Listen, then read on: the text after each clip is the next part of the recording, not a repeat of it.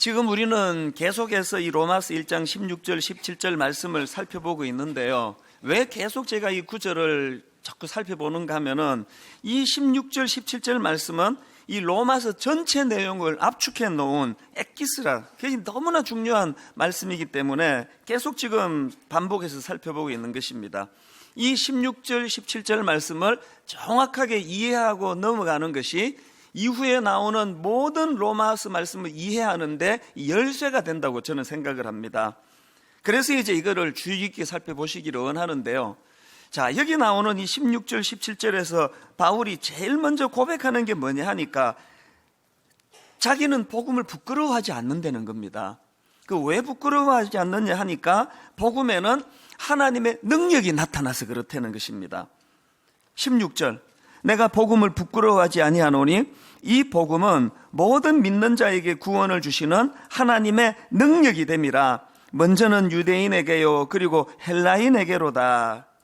여러분, 신앙생활은 우리가 정확한 복음에 대한 이 이해, 이 복음에는 능력이 있다. 그래서 이 복음을 그 사람이 유대인이건 그 사람이 헬라인이건 그 사람이 많이 배운 사람이건 별로 배운 게 없는 사람이건 누구나 할 것 없이 그 복음을 내가 믿음으로 받아들이면 이 복음에는 오늘도 영육간의 구원을 주시는 하나님의 능력이 나타난다. 이걸 정확하게 이해하고 신앙생활하는 것이 얼마나 중요하겠습니까?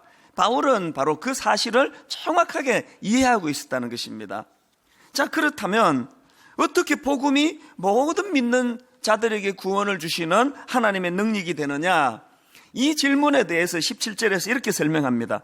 복음에는 하나님의 의가 나타나기 때문이다. 지난주에 이 하나님의 의가 나타난다는 게 뭘 의미하는지 설명해 드리지 않았습니까? 하나님의 의라는 것을 크게 두 갈래로 해석이 된다고 말씀드렸는데요. 하나는 공의로우신 하나님의 성품, 이걸 하나님의 의라고 해석하는 한 갈래가 있고, 또 하나는 하나님께서 행하신 의로운 행위, 예수 그리스도를 우리를 위하여 내어주신 그 선하신 행위, 이걸 하나님의 의가 나타나는 것으로 설명한다고 말씀드렸는데요. 저는 이 둘 중에 하나를 택해야 된다고 생각하지 않습니다. 오늘 우리가 적어도 예수 믿는 크리스찬이라면 우리 안에 이 두 요소가 다 담겨져야 되는 거 아닙니까? 정말 우리가 예수님 제대로 믿는다면 우리 삶에 반드시 하나님의 그 의로우심, 이 하나님의 공의로우신 성품이 나타나야 되는 거 아닙니까? 그리고 만약에 그 하나님의 의로우신 성품이 내 안에서 나타난다고 한다면 그것은 내가 원래 유식하고 내가 똑똑하고 유전인자가 좋아서 노력을 많이 해서 그런 게 아니라 전적인 은혜다. 이것은 하나님께서 독생자 예수 그리스도를 우리를 위하여 보내어 주심으로 말미암아 죽을 수밖에 없는 내가 구원받고 이런 은혜를 내가 누리게 되었다. 이 은혜를 아는 이 두 가지 요소, 이것이 우리에게 다 담겨야지 이게 복음이 뭔지를 잘 안다, 이렇게 말할 수 있는 거 아니겠습니까? 그래서 이제 이 로마서 1장 16절 17절에 나오는 복음과 관련한 흐름을 보면은 이거를 한 세 가지로 정리가 되더라고요. 첫째로는 나는 복음을 부끄러워하지 않는다. 그런가 하면은 두 번째로 왜냐하니까 그 복음은 하나님의 능력이 되기 때문이다. 그런가 하면은 세 번째로 그럼 어떻게 그 복음이 능력이 될 수 있는가? 복음에는 하나님의 의가 나타나기 때문이다. 이렇게 세 가지로 이 16절 17절을 요약할 수 있는데요. 저는 이 세 요소를 다 합해보니까 복음에 대해서 한마디로 이렇게 요약할 수가 있더라고요. 복음은 우리를 영육간의 풍성함으로 인도하시는 하나님의 능력이다. 제가 이 하나님의 풍성함, 이것에 대해서 묵상하다가 오래전에 들었던 할머니 이야기가 생각이 나더라고요. 전에 한번 여러분에게 드린 것 같은데요. 어떤 할머니가 계시는데 외아들이에요. 그런데 그 독자가 미국으로 이민을 가버린 거예요. 그래서 한국에 할머니 혼자 사시는데 그럼 그 아들이 어떻게 해야 됩니까? 당연히 어머니가 넉넉히 사실 수 있도록 생활비를 보내드려야 되는데 그 아들이 돈을 안 보내주는 거예요.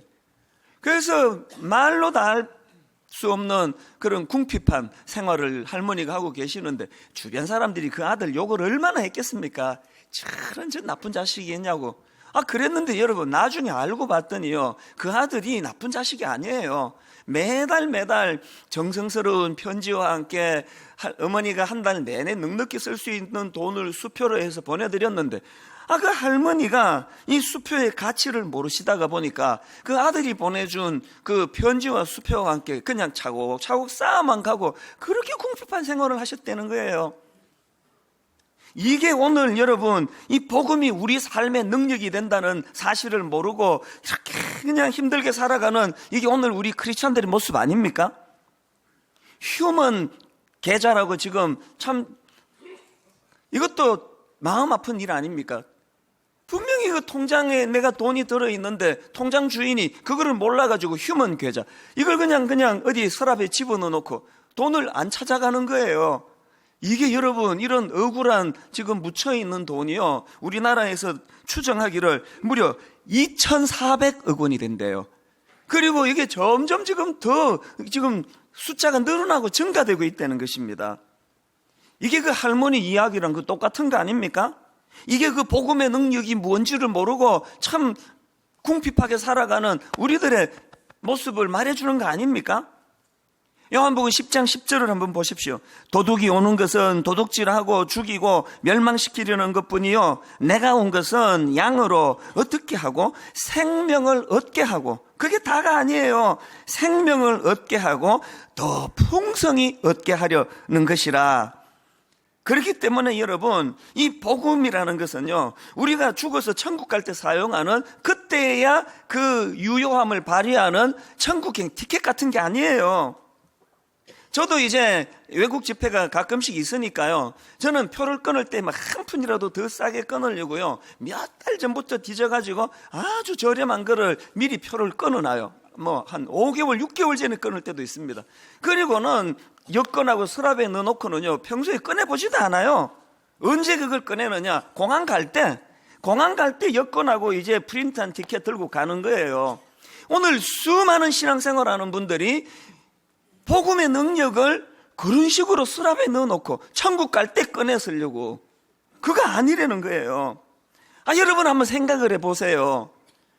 하나님과 원수되어 가지고 내 영혼이 피폐해지고 늘 두려워하고 공포 속에 살고 죽음 이후를 두려워하고 그렇게 살던 사람들이 복음의 능력을 자기가 맛보고 경험해 가지고 예수 그리스도로 말미암아 이제 원수되었던 하나님과 화해하는 정도가 아니고 그분이 나를 양자 삼아 주셨다, 이 은혜로 내가 더딥혀진 사람이라는 사실을 깨닫게 될 때, 그게 이 땅에서 내 삶에 어떻게 영향을 안 미치겠냐고요. 맨날 그냥 우거지상을하고 죽을 것처럼 살아가던 그 사람이 활기가 생기고 활력이 생기고 그냥 속은 좁아 터져가지고 그냥 누구 한번 미워하면은 죽을 때까지 안 풀고 그랬던 사람이, 나는 이것보다 더 큰 죄를 주님 앞에 범했는데 용서 안 받았는데 이 사죄의 은총의 간격이 크면은요, 어지간하면은 다 용서하게 되는 이런 아량으로 바뀌어지는 게 그 당연한 거 아니겠습니까? 이게 복음의 능력이란 말입니다. 그래서 우리는 시편 34편 8절, 너희는 여호와의 선하심을 맛보아 알지어다. 지난주에도 말씀드렸지만 맨날 여기 나와가지고 그냥 이찬수 목사가 지가 맛보아 알게 된 거 신나가지고 막 그렇게 떠들어대는 거, 그거 앉아가지고 가만히 듣고 있으면 그럼 무슨 소용이, 양만 오르지. 아이고 니 잘났다 그래, 니는 맨날 그런 맛을 보고 사는구나, 부럽다 부러워. 그러려고 여기 오신 거 아니잖아요. 우리가 이 말씀을 듣는 것은 저 보잘것없는, 별 볼 일 없는, 내가 보기에 나보다 잘생긴 것 같지도 않고 공부 잘하고 똑똑한 것 같지도 않은 저 사람도 이 복음을 맛보고 알아가지고 저렇게 신나게 살아간다면 나도 그거 맛 좀 봐야 되겠다, 이런 도전을 받으러 여기 오신 거 아닙니까? 부러워하면 지는 거예요. 가끔씩 설교하면서 이제 웃기려고 했는데 안 웃으시면 갑자기 당황이 돼서 이제 그 다음에 진도를 어떻게 나가야 되나 이제 혼미할 때가 오는데, 지금이 그 시간이에요. 진짜로 저를 부러워하고 계셨나 봅니다. 맛보아 알지어다. 여러분, 제가 바로 이 말씀을 가지고 정리하고 있는데, 우리 하나님은 참 저에게는 너무너무 자상하신 분이에요. 경주에서 손편지가 한 통이 와서 오랜만에 손으로 쓴 편지를 제가 받아봤습니다. 이분이 누군가 하니까요, 자, 앞부분만 제가 읽어드리겠습니다. 저는 경주에 살고 있는 성도입니다. 저는 지난 2월 10일 복음을 받고 지금까지 주님만 생각하는 그런 사람입니다. 그전까지는 너무나 무지한 무신론자로서 교회를 욕하고 무시하고 우상숭배를 열심히 하던 그런 사람이었습니다. 그래서 살아온 세월도 어려움과 궁핍함과 좌절, 타오르는 분노의 모습, 사는 게 지옥, 바로 그것이었습니다. 여러분, 편지가 이렇게 시작이 되는데요. 2월 10일 하면 이게 언제입니까? 이게 한 달도 안 된 최근에 이분이 복음을 받은 거예요. 불신자였는데. 그랬더니 여러분, 그 복음을 받은 이후로 이 복음의 능력이란 것을 알았는데요. 이분은 그거를 서랍에 넣어둔 게 아니에요. 그 복음이 자기의 삶을 얼마나 놀랍게 변화를 시켰는지 빡빡하게 손으로 요 한 달 안에 일어났던 자기의 변화를 6장을 보내왔어요. 6장을. 세상에 이분이요, 한 달 전에 복음을 받은 초신자가 이번 설날에 친정 아버지를 만나가지고 복음을 전했대요. 복음을. 올 2월 10일이 아니라 1985년 2월 10일에 복음을 받았던 이 중에 어떤 성도니 한 번도 그 사실을 전하지 않은 분들에게는 이게 놀라운 이야기 아닙니까? 2월 10일 날 자기가 복음을 받고 이번 설날에 친정 아버지를 만나가지고 복음을 전했는데, 자, 들어보세요. 편지를 읽어드릴게요.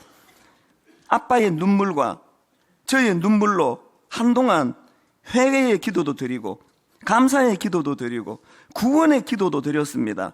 저 또한 복음 받은 지 며칠 지나지 않은 때라 어찌해야 할지 몰랐을 건데, 그때는 제가 아닌 성령의 인도로 아빠의 손을 꼭 잡고 기도했습니다. 주님께서 바로 응답 주시더군요. 갑자기 아빠의 얼굴이 기쁨으로 가득하시더니 그 다음 들어보세요. 엄마한테도 가서 나한테 한 것처럼 해주라고 하시더군요. 이게 여러분 2월 10일 날 지금 처음 예수 믿은 사람이 경험한 복음의 능력이에요.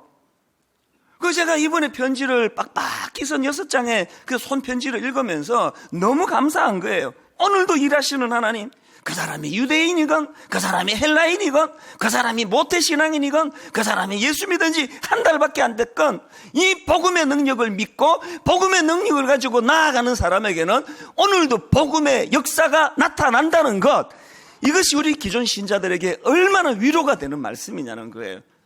참 그 편지를요, 지금도 내가 갖고 있어요. 저 편지를 내가 갖고 다녀요. 연애 편지처럼. 하나님이 제게 보내주신 연애 편지 같은. 오늘 우리 교회의 수많은 성도들 내면에 복음을 마음 깊은 서랍에 집어넣어 놓고 천국 갈 때 꺼내 쓰려고 잘못 마음 먹고 있는 여러분 안에서 복음이 여러분 삶 속에 작동되는 능력임을 깨달아 아는 여러분 되시기를 바랍니다. 그래서 여러분 목사고 장로고 다 필요 없고요, 그런 타이틀이 중요하지 않습니다. 갈라디아 5장 5절 6절을 보세요. 우리가 성령으로 믿음을 따라 의의 소망을 기다리노니 그리스도 예수 안에서는 할례나 무할례나 효력이 없으되 사랑으로서 역사하는 믿음뿐이니라. 내 믿음이 진짜냐 가짜냐 가늠하는 잣대는 딱 하나예요. 그 믿음이 내 안에서 작동되고 있느냐. 자, 근데 여러분 여기서 한 가지요. 하나님께서는 우리에게 복음을 주셔서, 다른 말로 하면 예수 그리스도를 우리를 위해 보내주셔서 죄에 빠진 우리를 구원해 주시기를 원하시는데, 그런데 우리를 구원해 주시는데 한 가지 조건이 있다는 겁니다. 그 조건이 뭐냐? 17절을 다시 보세요. 복음에는 하나님의 의가 나타나서 믿음으로 믿음에 이르게 하나니 기록된 바 오직 의인은 믿음으로 말미암아 살리라. 함과 같으니라. 우리 삶에서 복음의 능력이 나타나기 위해서 우리가 해야 될 게 하나 있는데, 그 하나님의 사랑과 배려에 대한 우리의 반응, 이게 필요하다는 겁니다. 그래서 저는 이 믿음에 대해서 이렇게 정의할 수 있다고 생각합니다. 믿음이란 뭐냐? 믿음이란 하나님의 호의를 거절하지 않고 수락하는 마음의 태도, 이게 난 믿음이라고 생각합니다.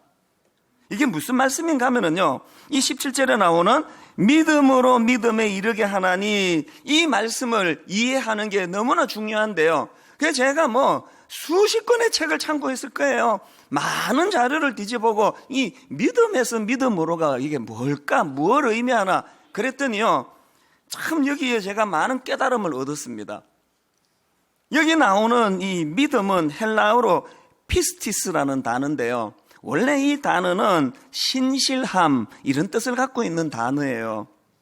이 피스티스라는 단어가 로마서 3장 3절에도 나오는데, 자 한번 보세요. 어떤 자들이 믿지 아니하였으면 어찌하리요?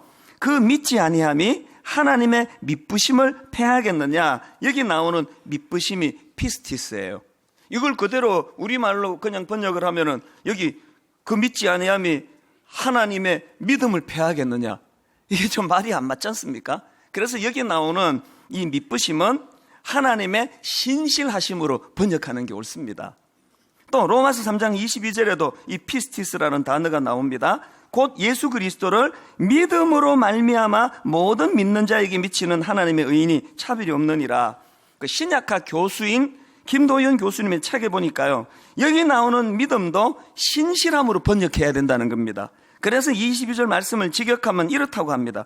그런데 하나님의 의는 예수 그리스도의 신실함을 통하여 오는 것인데 모든 믿는 자에게 옵니다. 그러면서 그 교수님이 이 부분을 참 잘 정리했습니다. 믿음이란 한 번 약속한 것은 끝까지 지키시는 하나님의 신실함에서 오는 것인데, 자, 잘 들어보세요. 믿음이란 한 번 약속한 것은 끝까지 지키시는 하나님의 신실함에서부터 오는 것인데, 그 하나님의 신실하심이 예수 그리스도의 신실하심을 통하여 우리에게 전달이 되고, 그렇게 우리에게 전달된 하나님의 신실하심에 대하여 우리 인간이 신실하게 반응하는 태도, 이게 믿음이라는 거예요. 다시 한번요. 뭐가 믿음이냐? 한 번 약속하시면 절대로 변치 아니하시는 그 하나님의 신실하심, 그 하나님의 신실하심이 예수 그리스도의 신실하심을 통해 우리에게 전달이 되고, 그렇게 우리에게 전달된 하나님의 신실하심을 어떻게 해요? 우리 인간이 신실하게 반응하는 태도, 이게 믿음이라는 거예요. 그래서 여러분 창세기 15장 6절에 보면은 아브라함이 여호와를 믿으니 여호와께서 이를 그의 의로 여기시고, 하나님께서 아브라함에게 한 번 약속하시면 변치 않으시는 당신의 신실하심으로 아브라함에게 다가가셨고, 아브라함은 그 하나님의 신실하심을 거절하지 않고 그 호의를 신실하게 수용했기 때문에 이걸 믿음이라 그런다는 거예요. 그래서 여러분, 행위가 의가 아니고요, 여호와를 향한 이 믿음, 이 신실한 반응, 이게 의라는 거예요. 자, 그러면 이제 이런 질문이 가능하겠죠? 하나님은 그 믿음을 왜 그렇게 중요하게 여기느냐? 하나님은 우리 인간의 신실한 반응에 왜 그런 큰 의미를 두느냐? 제가 앞에서 믿음을 하나님의 호의를 거절하지 않고 수락하는 마음의 태도라고 정의하지 않았습니까? 이게 왜 중요합니까? 제가 오늘 어제 밤을 새워가지고 이 설교를 잘 준비했는데 어떤 사람은 저의 이 호의를 잘 안 받는 분이 계세요. 이제 이찬수 목사 설교 한 10년 들었더니 더 이상 들을 게 없네. 맨날 똑같은 소리를 또 하고 또 하고. 지난 주일날 1장 16절 17절을 했으면 진도를 나가야지. 왜 또 똑같은 가지고 왜 또 하고 있느냐고. 진짜 내가 답답해. 이 교회를 옮기든지 해야지. 이런 생각을 하고 앉아 계시면 뜨끔하는 분이 계시나요? 그런 분이 계시면 저의 호의를 여러분은 수락하지 않는 거예요. 그 마음이 안 열려요. 경주에 사는 어떤 초신자는 텔레비전으로 제 설교를 듣고는 세상에 누군지도 모르는 사람이 전하는 말씀인데, 저의 신실함을 그분이 그 호의를 신실하게 받아주니까 그 6장이나 되는 손편지를 누군지도 모르는 저에게 보내는 사랑의 반응으로 나타나드리는 거예요. 하나님이 왜 인간의 믿음을 중요하게 생각하느냐?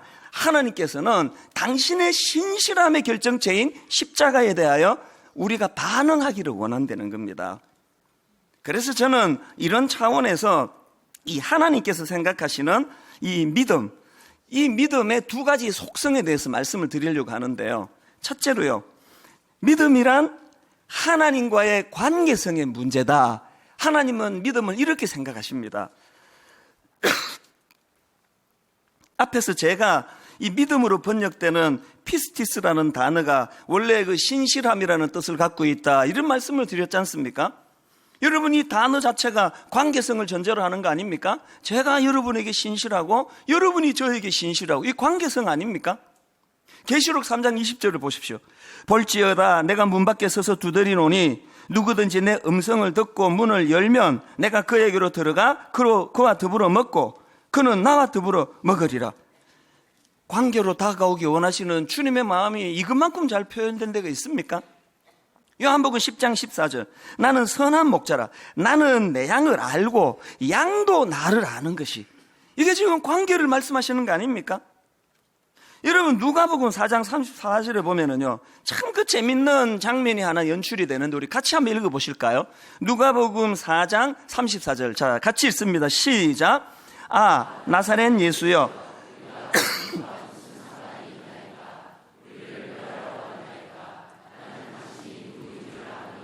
하나님의 거룩한 자니이다.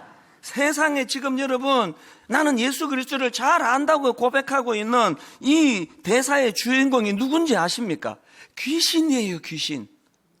우리 분발해야 되는 게요, 귀신이 예수님에 대해 우리보다 더 잘 안대요.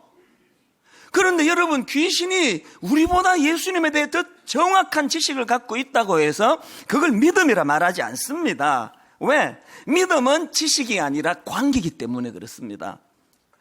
지금 이 귀신이 주님에 대한 정확한 지식은 갖고 있었지만 뭐라고 말합니까? 우리가 당신과 무슨 상관이 있나이까? 이게 귀신이에요.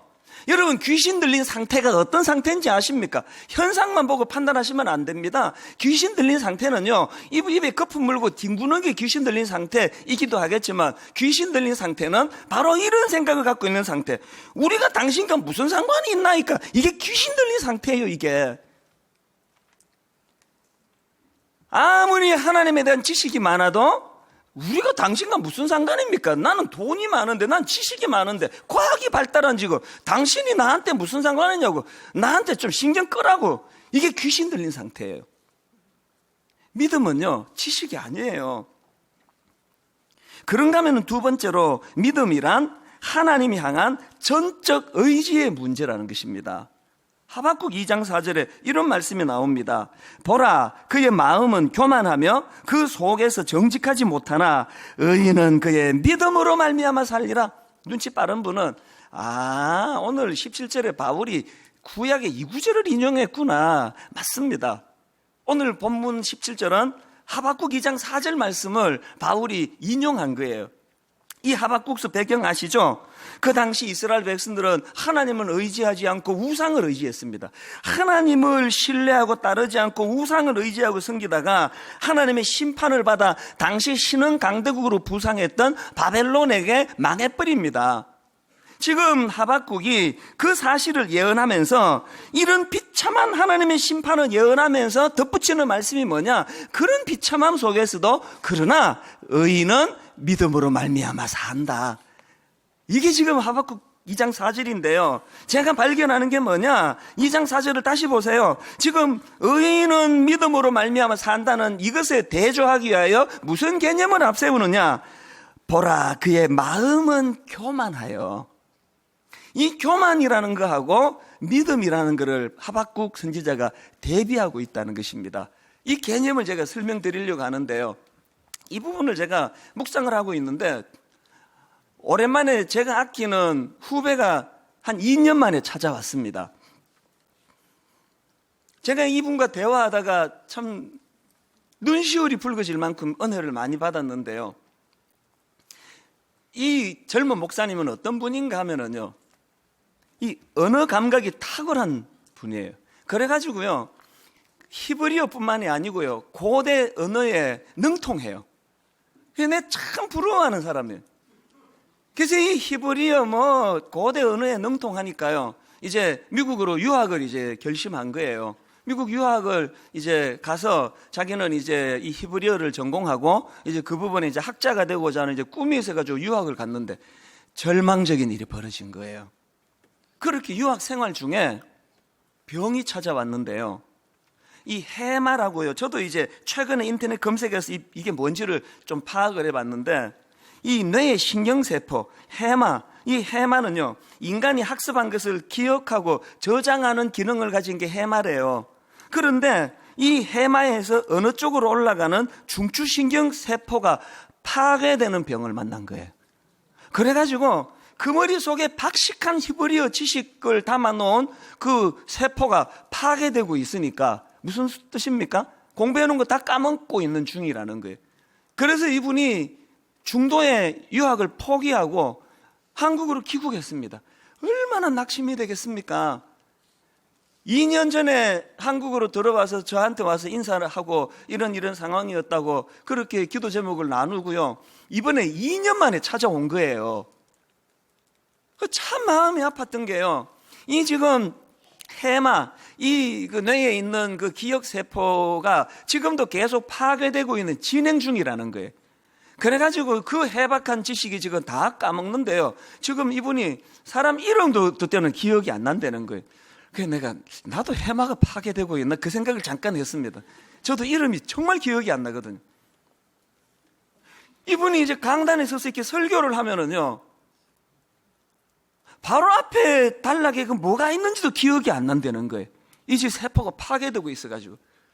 그런 가슴 아픈 이야기를 쭉 제게 들려주니까 얼마나 마음이 아프잖아요. 그래서 제가 그분한테 위로하느라고 이런 말을 했습니다. 아이고 세상에 어떻게 이런 일이 있을 수가 있나. 얼마나 이게 억울하고 안타까운 일이냐고. 그랬더니 이 목사님이 너무너무 의외의 이야기를 하시는데요. 목사님 아닙니다. 저는 지금 내 이 과정이 하나님께 너무 감사합니다. 그냥 속으로 이런 인사말을 이렇게 하나 이런 생각을 했는데 이게 인사말이 아니고 그러면서 자기가요 간증을 저에게 하는데 제가 그날 이분이 돌아가시고 난 다음에도 계속 눈물이 나더라고요.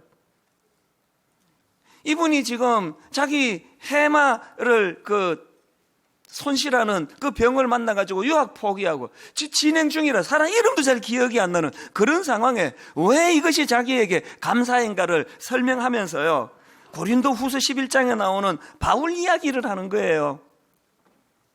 우리가 알다시피 여러분 바울이 사역하는 내내 수많은 사람들에게 유대인들에게 이방인들에게 얼마나 많은 공격을 받습니까? 통탄할 것은요 같은 복음을 전하는 동역자들조차도 바울을 이렇게 대적하는 일이 많았다는 거예요. 저는 바울이 겪은 거에 한 10,000분의 1도 안 되지만 이 상태가 얼마나 사람을 절망하게 하는 일이라는 건 저는 알아요. 그렇게 그냥 끊임없이 바울을 공격하는 거예요. 네가 뭐가 사도냐? 누가 너를 사도로 임명했느냐? 그리고 네가 진짜 사도라면 사도로 제대로 헌신한 게 뭐냐? 네가 사도로서 신비로운 체험을 한 게 있느냐? 바울은요 자기가 경험한 그런 것들을 배설물 그런 걸로 여기기 때문에 그런 얘기를 잘 안 하는 거예요. 그러니까 대적하는 것들이 이렇게 공격을 하니까요. 여러분 고린도 후서에 보면은요 바울이 이런 인신 공격 앞에 이렇게 자기를 응수합니다. 고린도 후서 11장 22절 그들이 히브리인이냐? 나도 그러하며 그들이 이스라엘인이냐? 나도 그러하며 그들이 아브라함의 후손이냐? 나도 그러하며 24절 유대인들에게 40에서 하나 감한 배를 5번 맞았으며 3번 태장으로 맞고 1번 돌로 맞고 3번 파선하고 일주야를 깊은 바다에서 지냈으며 이 외에도 고린도후서 11장에서 바울은 자기가 사도로 헌신하는 동안에 얼마나 많은 고난과 핍박을 받았는지를 쭉 피력합니다. 그리고 그 다음에 자기가 삼층천 너무나 놀라운 하나님의 신비를 경험했다고 그렇게 피력을 합니다. 그래놓고 바울이 하는 논리가 뭐냐 하면은요 이런 것들이 내가 사도됨의 증거를 말하는 증거가 아니고 내가 진짜 사도임을 증거하는 자료를 대겠다. 그러면서 2가지 증거를 대요. 바울이 자기가 사도라고 사도를 의심하는 사람들에게 자기가 사도 맞다라는 증거 제시한 2가지가 뭔지 아십니까? 하나가 고린도 후서 11장 33절이에요. 나는 광주리를 타고 들창문으로 성벽을 내려가 그 손에서 벗어났노라. 이게 지금 어떤 상황인지 아시죠? 지금 목숨을 부지하려고 바울이 체면을 먹고 다 집어던지고 문 열고 가는 게 아니라 얼마나 급했으면 그 들창문 깨고 지금 거기에다가 그 바구니 내려가지고 타고 내려갔던 그런 초라한 자기가 바로 내가 사도의 증거라는 그거를 하나 제시하고요. 또 하나 자기가 사도라는 것을 제시하는 증거 자료로 고린도후서 12장 7절입니다. 여러 계시를 받은 것이 지극히 크므로 너무 자만하지 않게 하시려고 내 육체에 가시 곧 사단의 사자를 주셨으니 이는 나를 쳐서 너무 자만하지 않게 하려 하심이라. 여기 나오는 바울의 육체의 가시가 뭔지를 여러 학자들이 분석하는데 그 중에 상당한 학자들이 하는 이야기는 바울의 가시는 간질이었다 이야기합니다. 그런데 여러분, 간질은요 우리처럼 그걸 병으로 생각하는 시대가 아니었답니다. 사람들이 생각하기에 이 간질은 사람이 심약해가지고 귀신이 그 사람을 갖고 놀아가지고 귀신이 들락날락거리는 상태, 이걸 간질이었다고 생각하던 시대라는 거예요. 그러니 바울이 간질에 걸렸다 그러면 사람들이 생각할 때 저게 얼마나 심약하고 못났으면 귀신이 저렇게 들락거리며 장난질을 쳐, 그럴 수 있는 이야기란 말이에요. 그런데 바울이 놀랍게도 자기의 사도됨을 내가 증거를 대볼까? 그러면서 들창문 타고 도망갔던 비참한 그거 하나, 간질로 고통하는 이거 하나를 대면서 이게 내가 사도가 된 증거라는 거예요. 왜 이게 사도가 된 증거냐? 고린도후서 11장 30절에 내가 부득불 자랑할진대 내가 약한 것을 자랑하리라. 고린도후서 12장 10절 그러므로 내가 그리스도를 위하여 약한 것들과 능욕과 궁핍과 박해와 공고를 기뻐하노니 왜? 이는 내가 약한 그때의 강함이라. 그리고 9절 나에게 이르시기를 내 은혜가 내게 족하도다. 이는 내 능력이 약한 데서 온전하여 짐이라 하신지라. 그러므로 도리어 크게 기뻐함으로 나의 여러 약한 것들에 대하여 자랑하리니 이는 그리스도의 능력이 내게 머물게 하려 함이라. 저는 그 후배가 가고 많이 울었습니다. 나는 나의 목사됨을 뭘로 지금 내가 나타내고 있는가? 그 사람 많이 모이는 내 목회를 보면 모르냐? 내 설교를 지금 수많은 사람이 듣는 그걸 보면 모르냐? 바울은 그게 아니에요. 너희들이 자꾸 그런 얘기하니까 내가 경험한 신비로운 체험을 내가 말할 수밖에 없고, 니들이 자꾸 그러니까 내가 여러 가지 내가 누렸던 것들을 말할 수밖에 없지만, 그것이 나의 사도됨을 말하는 게 아니고, 나의 사도됨은 체면이고 뭐고 목숨 부지하겠다고 본능에 이끌려 덜 창문 타고 내려가던 초라하던 그 모습, 그 당시 심약해서 귀신이 들락날락거린다고 생각하던 간질에 걸려있는 이게 바로 내 사도됨을 증거하는 거다. 왠지 아느냐? 이 나의 약함 때문에 예수 그리스도가 내 안에 머물고 있기 때문이다. 그 후배 목사님이 추석 보고 뵙게가지고 그런 이야기 했으면 감동이 없었을 거예요. 여러분, 지금 그 아까운 히브리어, 그 아까운 고대 언어로 꽉 차있던 뇌세포가 지금도 파괴돼가고 있는 중이래요. 그래서 그 목사님이 저한테 목사님 강단에 서가지고 요즘에 내가 설교를 하면요, 전에는 성도들이 은혜 받았다 그러면 내가 이렇게 지식이 많은데, 내가 얼마나 이 설교를 많이 준비했는데 이런 소리 당연히 들어야지. 요즘은요, 강단에 서서 말씀을 전하는 게 은혜래요. 뭐가 복음이라고요?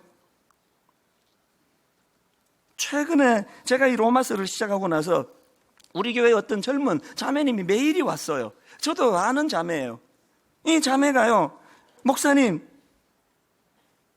주일 설교 시간에 목사님이 언급하셨던 5대째 예수 믿는 모태신앙, 그게 바로 접니다. 그런데 목사님, 제게 복음의 능력이 나타나지 않아요. 어떻게 하면 복음의 능력이 나타나겠습니까? 메일이 왔어요. 내가 뭐라고 답한지 아십니까? 왜 그렇게 생각하느냐? 내가 보기에 자매는 지금도 충분히 멋지고 아름다운 삶을 살아가고 있다. 근데 그 자매 알거든요. 뭐가 능력입니까? 슈퍼맨 되는 게 능력이 아니에요. 뭐가 능력이에요? 빌립보서 4장에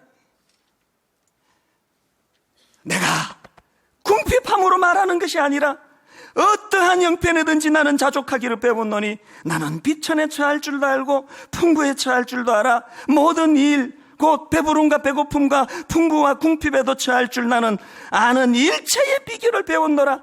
이게 능력이래요. 내게 능력 주시는 자 안에서 내가 모든 것을 할 수 있느니라.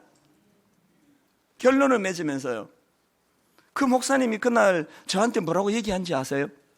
목사님, 제가 지금 기도하고 있는 것, 북한에 선교사로 가는 것이 어떨까, 그 고민을 하고 있습니다. 그 다음 설명이 기가 막혀요. 왜 북한인지 아십니까, 목사님? 제가 해마가 파괴되는 병을 앓고 할 수 있는 외국어가 없어졌대요.